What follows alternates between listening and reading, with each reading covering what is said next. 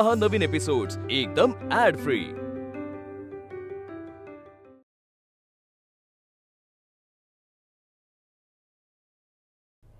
काकी कसं आहे ना की घरात कोणीतरी हसवणार असं असायला पाहिजे, नाहीतर सगळेच लोक जर सिरियस चेहरे करून जर फिरायला लागले कसं वाटेल ते? तेच म्हणतो मी। आणि हसण्याचे ना अनेक फायदे असतात। हसण्यानं माणसाचं आयुष्य वाढतं आणि ह्याला याच्याकडे काय म्हणतात त्याला, हे कारण काय असतं तिचं हे छातीच्या आतमध्ये रे। एक काम कर, तू लिहून काढ म्हणजे पटकन आठवेल तुला। हृदय हृदय बघ, म्हणजे खूप छान असं मनमोकळं हसल्यामुळे ना हृदयाला होणारा रक्तपुरवठा कसा सुरळीत होतो। अनेक फायदे हसण्याचे, मुख्य म्हणजे हसण्याने ते हे कमी होतं, काय म्हणतात त्याला, फॅट्स कमी होतात। माधवी तू पण हसत जा मधून अधून, काय प्रॉब्लेम नाही, हस। हो मी तर ना आता लाफ्टर क्लब जॉईन करून घेते। झालं का तुमचं? लग्नाच्या तयारीकडे वळायचं का? हो बहिणी, काळजी करू नका, डेकोरेशनची सगळी जबाबदारी मी घेतो। ते मस्तपैकी लाइटिंग करूया, मी त्याला सांगून ठेवलेलं आहे। अगदीच दादा, तुम्ही काळजी सोडा। सगळा वाडा असा मस्त विद्युत रोषणाई आणि फुलांनी सजवून टाकतो। अरे सगळ्या शहराला कळलं पाहिजे नगरकरांच्या लाडक्या मुलीचं लग्न आहे ते। हे सगळं तर होईलच, पण ज्या गाडीत रेणुकाची पाठवणी करायची ना, ती गाडी सुद्धा अशी रेणुकाला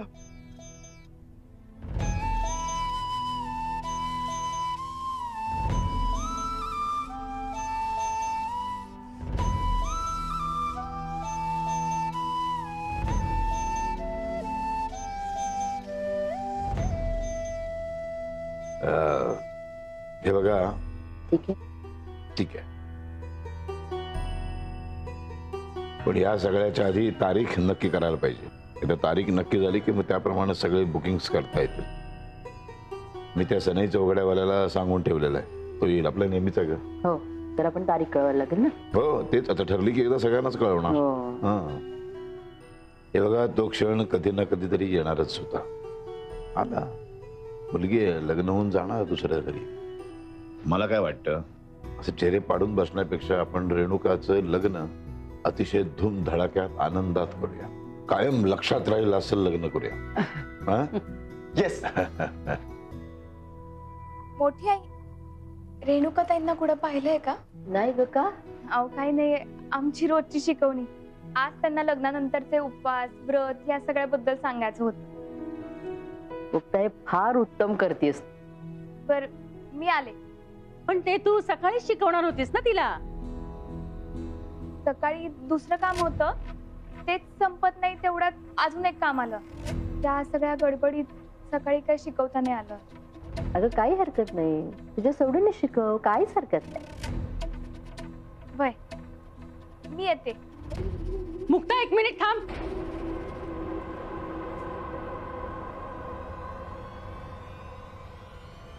तुझ्या हातातल्या सोन्याच्या बांगड्या कुठे आहेत?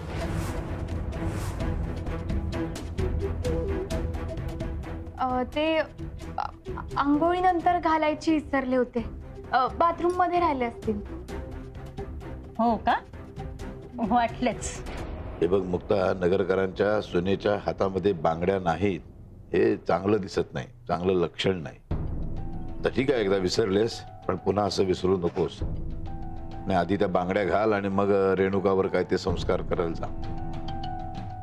वय दादा, परत अशी चूक नाही म्हणा। लग्न झालेल्या स्त्रीने मंगळसूत्र, बांगड्या, कपाळचं कुंकू, जोडवी ही सौभाग्याची लक्षणं जपायला हवीत अगं। वय मला जस्ट एक प्रश्न पडलाय, ही सौभाग्याची लक्षणं ही स्त्रीनच का जपायची, म्हणजे पुरुषांनी का नाही? म्हणजे बघा की स्त्रीसाठी तिचा नवरा सौभाग्य असतो, तसंच पुरुषासाठी त्याची बायको ही श्रीभाग्य का नसते? श्रीभाग्य? वाह वाह, क्या बात आहे, मस्त कल्पना आहे ही। काय बोलतोस तू? आई योग्यच बोलतोय मी। म्हणजे बघा, तुम्ही बायका जसं आमच्या नावानं कपाळावरती कुंकू किंवा टिकली लावता, तसंच अगं आम्ही पण तुमच्या नावानं एखादा लाल रंगाचा टिळा लावायला काय हरकत आहे? तुम्ही जसं ते काळ्या मण्यांचं ते हे घालता ना मंगळसूत्र, तसं आम्ही पण एक पांढऱ्या मण्यांची माळ घालून त्याला तुमचं मंगळसूत्र तर आमचं मंगळ मंत्र.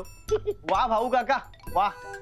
म्हणजे तुम्ही बायका जसं हातात बांगड्या घालता तसं आम्ही एखादं कड किंवा एक साधा काळ्या रंगाचा धागा तरी बांधूच शकतो ना. अरे जोडवे राहिले जोडवे. बापरे भाऊ काका, फार विचार करूनच पायाची बोट दुखायला लागली.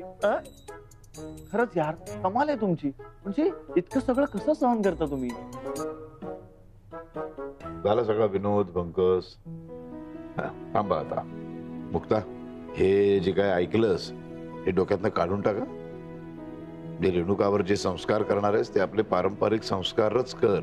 हे असलं काहीतरी शिकवू नकोस तिला. नाही, तू तसं करणार नाहीस मला खात्री आहेच. बरं, आधी पहिल्यांदा त्या काय बाथरूम मध्ये कुठे काढून ठेवल्या सोन्याच्या बांगड्या त्या पहिल्या घाल आणि मग तिला शिकवायला जा. हं? पळ. होय. मुक्ता थांब. बांगड्या खरंच विसरल्यात की कोणाला दिल्यात? युवराज, काय बोलतोयस तू हे? मोठी आई यांच्या घरी तिच्या बहिणीचं लग्न आहे.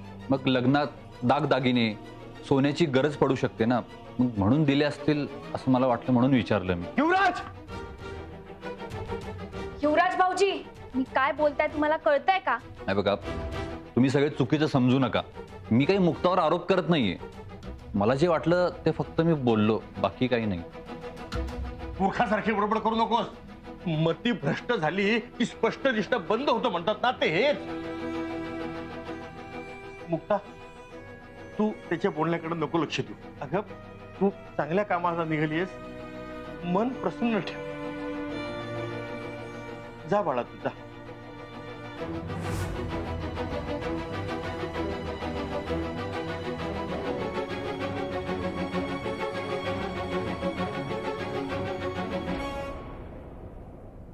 मुक्ता,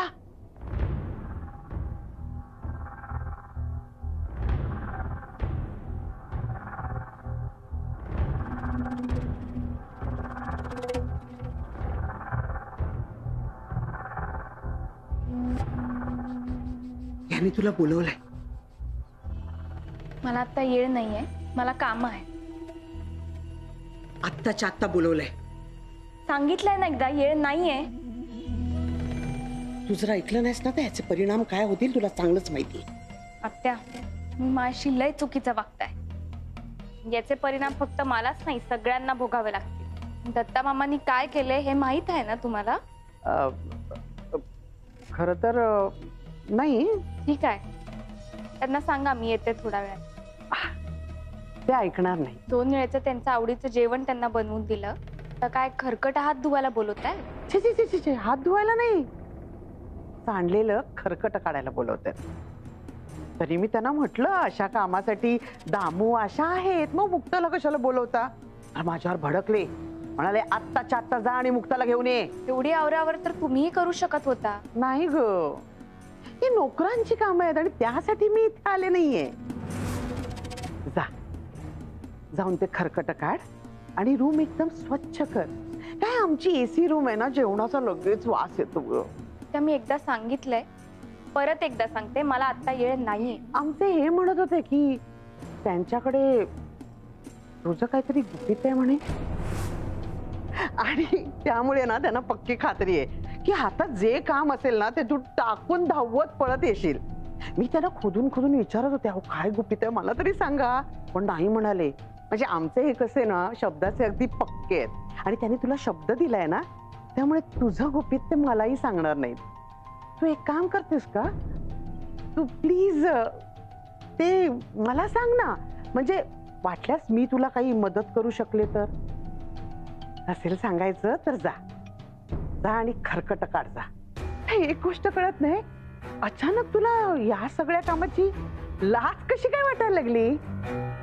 नाही म्हणजे आधी नगरकरांच्या घरात मोलकरणीसारखी राबायचीस ना तू, लग्न झाल्यावर अचानक ते तुझ्या अंगाला सोनं लागलं? खरंच कळत नाहीये मला नेमकं तुमच्याशी कसं वागायचं. का वागताय तुम्ही असं? तू आमच्या यांना आता मी काय उत्तर देऊ हे सांग. म्हणजे त्यांना सांगू का तू नाही येतेस ते? नाही जाते.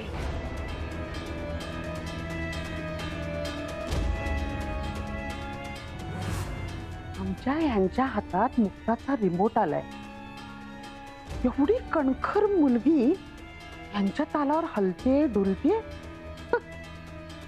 तिला डुलवणं एवढं सोपं नाहीये. नक्की काय गुपित आहे याची जोरदार उत्सुकता लागली. कोण आहे कोण आहे? अरे कमिंग सून. अरे बाप रे, नगरकर घराण्याची गुणवान सून माझ्या सेवेसाठी हजर झालेली आहे. लोक ऐका ऐका ऐका, एका करोडपती घराण्याची सून इथे आलेली आहे आणि बघा मी तिला कशी मोलकरीण केली आहे ती. दादांनी तुम्हाला त्या दिवशी घराबाहेर काढलं ना, तेच बरं होतं. मुगाच अडवलं त्यांना. मूर्खपणा केला मी. तापावर दया दाखवली. बास. मग काहीतरी बनायचं होतं. कितीतरी स्वप्न पाहिली होती मी. तुमच्यासारख्या लोकांमुळे आम्हा स्त्रियांना स्वप्न पाहायचे अधिकारच राहिलेले नाहीयेत. लगबाजी बंद कर. चल, ज्या कामासाठी आली आहेस ना ते काम करत. ते बघ ते सगळं पडलंय ना, ते सगळं पूस. चल आवरते सगळं. चल.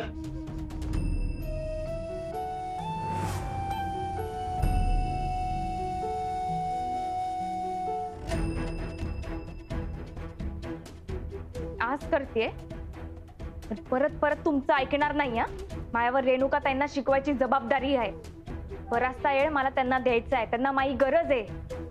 मावा नाही तर निदान त्यांचा तरी विचार करा. भाची आहे ना तुमची, तर नाही एवढी पण माणूस की तुमच्यात. जर मोठ्यांनी विचारलं मला की रेणुका त्यांना येळ का नाही देते, तर काय सांगू त्यांना? तुला काय सांगायचं नाही ते तू सांग. मला काय देणं घेणं नाही कोण तुला काय विचारते काय वगैरे. आणि तुला जर सहन होत नसेल ना तर ते तुझ्या रावसाहेबांना जाऊन खरं काय ते सांगा. खरंच नीच आहात, नीच. माहित आहे मला. आणखीन कुठलं तरी दुसरं विशेषण लावू ना मला. हा चल जा. हळू हळू हळू हळू. ए बाई, तो दारूचा ग्लास तो साफ कर पहिला. चल चल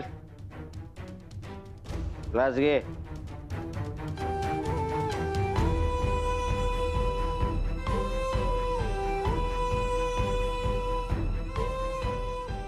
उचल उचल. चल लवकर चल.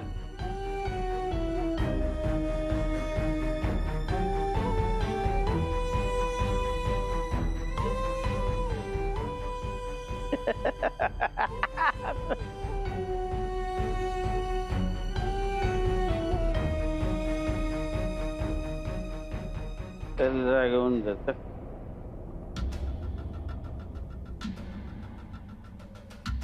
पापी आहात तुम्ही, पण मलाही पाप करायला लावलं. सगळं इकडंच फेडायचं हे लक्षात ठेवा.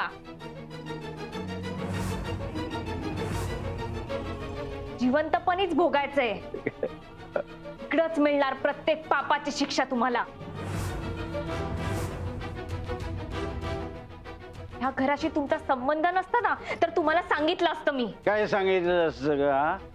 हे बोल ना, काय सांगितलं असतं बोल. स्त्री हे कालीचं रूप आहे हे विसरलात? तुमच्यासारख्या राक्षसाचा वध करण्यासाठीच काली मातेने जन्म घेतलाय. आणि तिचा अंश प्रत्येक स्त्रीमध्ये, आणि तो मायात पण आहे. तो तसा उसळून उसळून याला बाहेर बघतोय. हात जोडीते, मायातली काली माता जागृत करू नका, नाहीतर पश्चाताप होईल.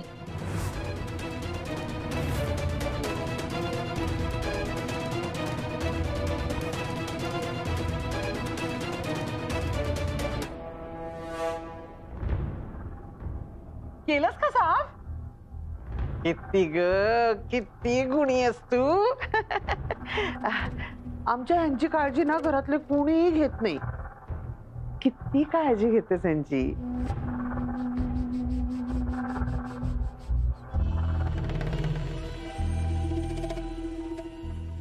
हो. ऐका ना, ते काय गुपित आहे ते मलाही सांगा ना जरा. अगं त्याच्या नावातच गुपित आहे, मग सांगणार कसं, नाही का?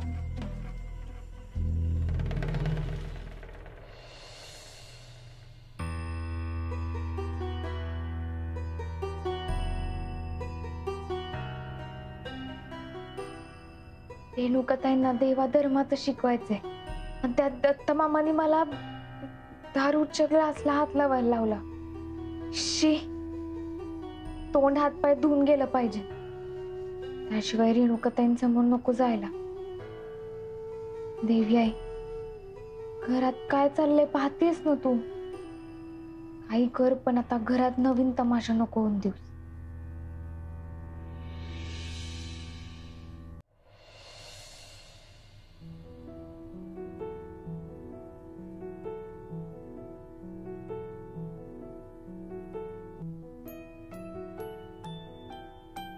देवी आई, एवढ्या अशा कुंकवात केवढी ताकद असते. भांगात भरलं की भाग्य उजळून निघतं. लय खरेपणा असतो त्यात. असा खरेपणा माझ्या आयुष्यात अजिबातच राहिला नाही. किती काय काय लपवायला लागलं, लय येडा खोटं बोलायला लागलं. देवी आई, आज 2 गोष्टी तू याकडे हक्काने मागते. एक म्हणजे दत्ता मामा सारख्या माणसांसमोर मला कधीही झुकू देऊ नकोस. दुसरं म्हणजे दादांना स्पर्धेबद्दल समजलं तर काय होईल याचं कोडं तूच सोडव.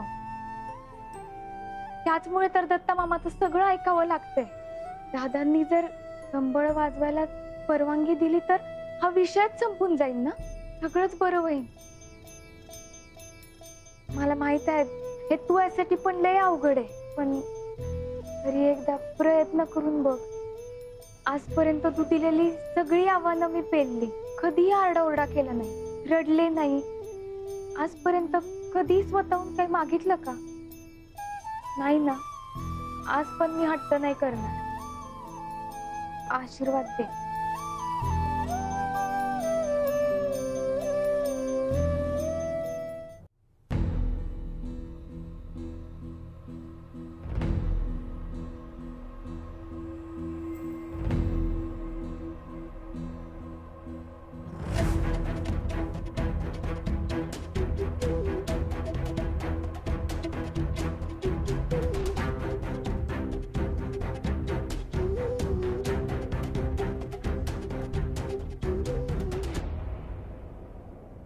अगं कुठे होतीस तू? मी आत्ताच तुला फोन करणार होते. मी ते एका कामात अडकले होते, पण आता मोकळी झाली. 1 मिनिट, तू परत आंघोळ केलीयस का ग?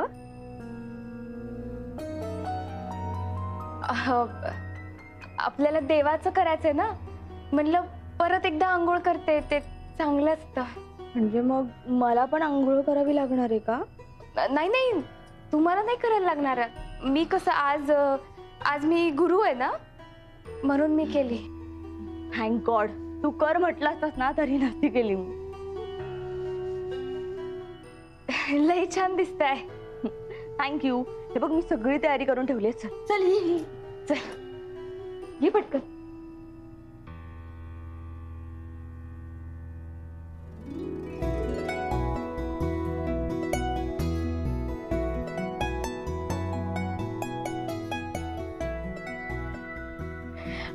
अहो लय छान म्हणले तुम्ही हे.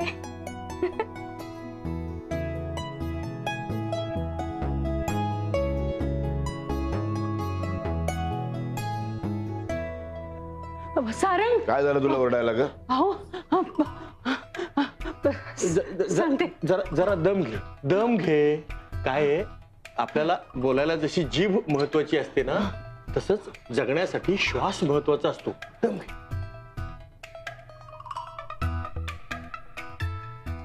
आता नेहमीप्रमाणे जीभ सैल सोडू शकते, म्हणजे तू आता बोलू शकते.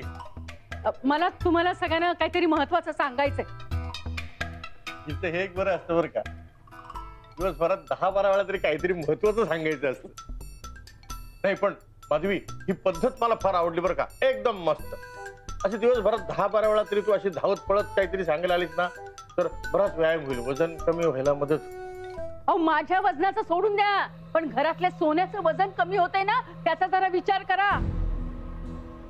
ए बया, जरा समध्यासनी कळल उमगल असं काहीतरी बोल की. अहो मी आता स्वतः मुक्ताच्या बाथरूम मध्ये जाऊन आले, पण बाथरूम मध्ये बांगड्या नाहीयेत त्या सोन्याच्या.